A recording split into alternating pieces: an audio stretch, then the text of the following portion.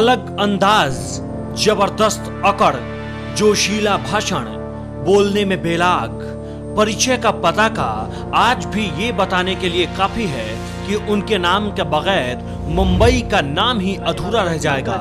बाला साहब ठाकरे आत्मबल असेल, मराठी गौरव के प्रतीक के तौर पर खुद की छवि को गढ़ने वाले, जो कभी कार्टून बनाकर प्रभावी संदेश देते थे, लेकिन अंदाजे हनक ने सियासत में उन्हें शिव सैनिकों का भगवान बना दिया। नाम एक बार फिर से बाला साहब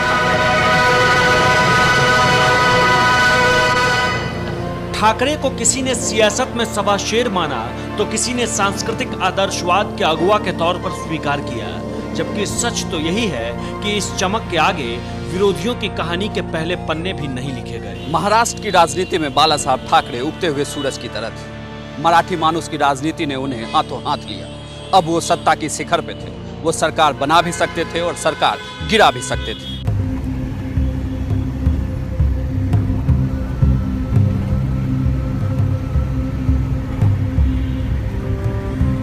जिस बंबई को अंग्रेजों ने बसाया था, उसी मुंबई के रौनक को एक इशारे में ठाकरे सन्नाटे में तब्दील कर दिया करते थे।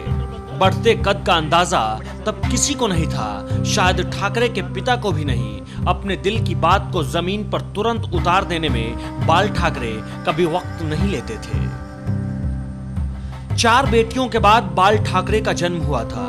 घर में जरूरत से ज्यादा मानदान हुआ करता था। जैसे जैसे उम्र बढ़ती गई, स्वभाव में अड़ियलपन का स्थान पक्का होता गया। सियासत दूर की कौड़ी थी, लेकिन ठाकरे ने इसे निश्चित पायदान माना और सब कुछ तय किया। 60 के दशक में ठाकरे ने मार्मिक के नाम से अपना एक स्वतंत्र साप्ताहिक अखबार निकाला। अपने पिता के राजनीतिक दर्शन को महाराष्ट्र के लोगों में बताना शुरू किया।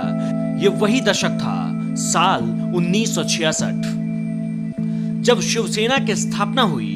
इसी के बाद सामना नामक अखबार शुरू किया गया, जो वक्त वक्त पर लोगों के जुबान पर बनी रही। बाला साहब ठाकरे महाराष्ट्र की राजनीति में कदम रखते हैं। 16 जून 1966 को शिवसेना की आधारशिला रखते हैं। उन्हें पता था कि महाराष्ट्र की राजनीति अगर करनी है तो उन्हें भूमिपुत्र का नारा देना होगा। यह भूमिपुत्र का नारा था महाराष्ट्र के लोगों के लिए बनाई हुई अपनी पार्टी, जो महाराष्ट्र के लोगों के लिए बात करे, जो मराठी मानुस के लिए बात करे। शुरू में सफलता मिलने में देरी तो हुई, लेकिन धीरे धीरे सफलता मिलने लगी।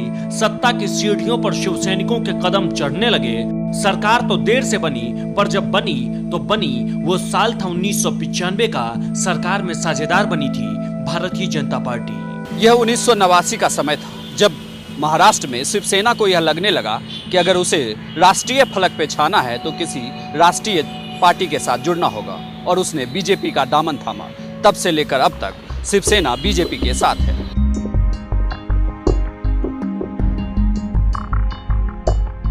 ठाकरे चांदी की कुर्सी पर बैठते थे, खुलेआम धमकी देते थे, किसी से मिलने नहीं जाते थे, बियर के शौकीन थे। ये सारी बातें उनकी जिंदगी की ऐसी बातें हैं जिसमें उनके स्वभाव का अंश दिखता है। मुंबई में एक वक्त में दाऊद की तूती बोलती थी। चारों तरफ दाऊद के डर से लोग थर-थर कांपते थे, लेकिन ठाकरे ने दाऊद की चूलें हिला दी। ये समय और सियासत दोनों के हिसाब से ठाकरे के पक्ष में था। दाऊद को मुंबई छोड़कर जाना पड़ा था। मुंबई की राजनीति में बाला साहब ठाकरे उस धुरी की तरह जम चुके थे, जो महाराष्ट्र से किसी को भी उखाड़ कर फेंक सकते थे। और यह भी माना जाता है कि दाऊद को मुंबई से उखाड़ने के पीछे बाला साहब ठाकरे का भी हाथ था।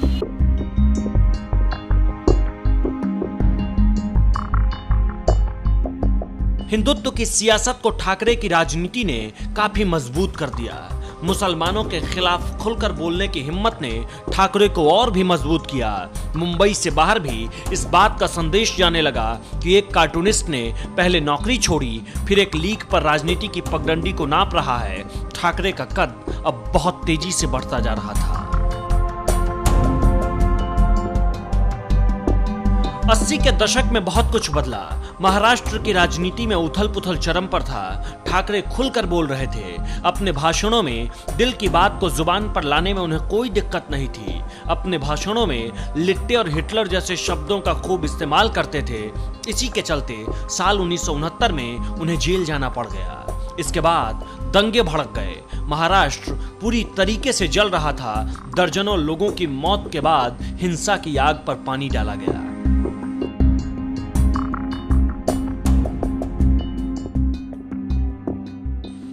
ये उनकी पहली और आखिरी गिरफ्तारी थी। इसके बाद ना तो वो कभी गिरफ्तार हुए और ना ही पुलिस कभी उन्हें गिरफ्तार करने की जरूरत उठाई। ये बाला ठाकरे के कद को दर्शाने के लिए काफी है कि सियासत में इतने उतार और चढ़ाव के बाद भी पुलिस उन्हें हाथ नहीं लगा पाई।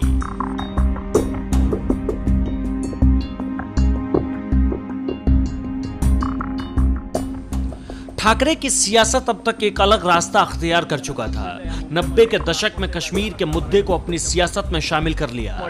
जम्मू कश्मीर के अलग अलग हिस्सों से पंडितों का पलायन कराया जा रहा था। दूसरी ओर अमरनाथ यात्रा चल रही थी। आतंक के झंडा बरदारों ने बंद करने की धमकी दी। यात्रा करने वालों को बख्शा नहीं जाएगा। ठाकरे ने साफ साफ कहा, मक्का मदीना जाने वालों को मुंबई से जाने नहीं दिया जाएगा। अगले 24 घंटे में अमरनाथ यात्रा शुरू हो गई। एक तरफ बयानों से बवाल और दूसरी तरफ बवालों से उपजे मुद्दों पर बयान। इसी के नीचे ठाकरे की राजनीति बढ़ती चली जा रही थी। 1999 में ठाकरे पर 6 साल तक वोट डालने और चुनाव लड़ने पर बैन लगाया गया। यह अलग बात है कि ठाकरे ने जीवन में कभी चुनाव नहीं लड़ा। वो अड़ियल किस्म के थे। एक बार क्रिकेट के पिच को खुदवा दिया था। किसी बात से वो नाराज हो गए थे। नाराजगी इतनी बढ़ गई थी कि उन्होंने वानखेड़े स्टेडियम को ही खुदवा दिया। बाल ठाकरे जब कभी भी किसी का विरोध करते थे तो दुश्मनों की तरह, और जब तारीफ करते थे तो ऐसे कि जैसे उनसे बड़ा कोई मित्र नहीं। ये उनका अपना अंदाज था।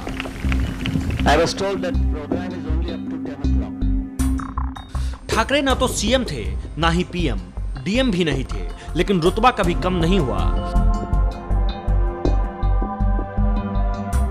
हर साल दशहरे के दिन ठाकरे मुंबई के शिवाजी पार्क में अपने समर्थकों को संबोधित करते थे।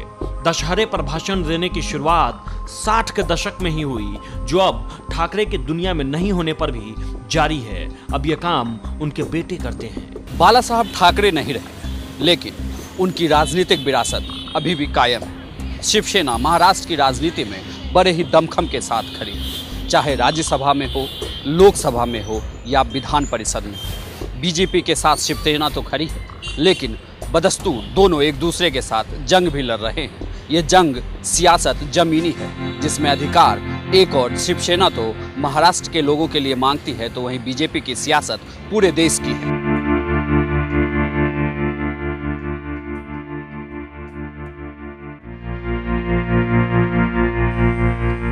राजनीति की नाव में स्वार्थ के चंपू से हर कोई किनारा लगना चाहता था।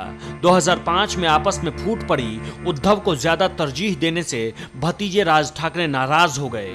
नई पार्टी बना ली। पार्टी भले ही अलग बनी, लेकिन सियासी मिजाज एक ही था।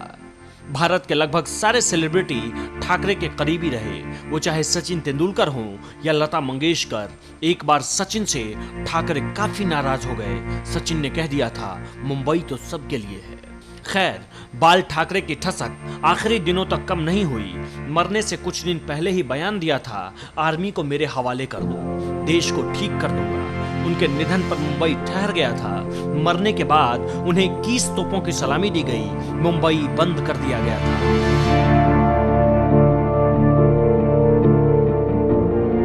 बाला साहब अमर रहे के नारे के साथ 5 लाख लोग अंतिम संस्कार में गए थे। बाल ठाकरे तो चले गए, लेकिन उनकी ठसक और सियासी रेखाएं आज भी मुंबई में दिख जाती है।